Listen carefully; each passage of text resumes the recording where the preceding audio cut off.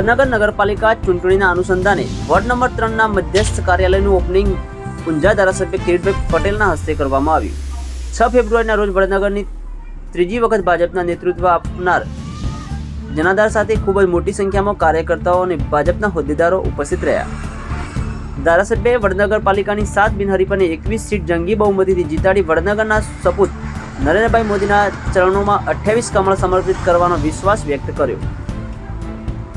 પેનલના ચારેય ઉમેદવારો સક્રિય અને શિક્ષિત અને ચૂંટાયા પછી મતદારો વચ્ચે હિતના કાર્યો કરવા સતત તત્પર રહેશે એવો સંકલ્પ પણ ધારાસભ્યશ્રીએ લેવડાવ્યો. સભામાં જિલ્લા કોષાધ્યક્ષ કમલભાઈ પટેલ, શહેર પ્રમુખ મયંકભાઈ પટેલ, પ્રમુખ રાજુભાઈ મોદી, પૂર્વ નગરપાલિકા પ્રમુખ ઘેમરજી ઠાકોર, સંગઠનના ઉપપ્રમુખ ઉદાજી બાબુજી ઠાકોર સહિત શહેર સંગઠનના હોદ્દેદારોએ ગઈ ટર્મના સભ્યો પ્રહલાદજી કનુભાઈ દેસાઈ, કલ્પેશભાઈ પટેલ વગેરે ખૂબ મોટી સંખ્યામાં હોદ્દેદારો અને કાર્યકર્તાઓ પણ ઉપસ્થિત રહ્યા. Online TV news Arjun Thakor સાથે ફારૂક મેમણ, ખેરાલુ.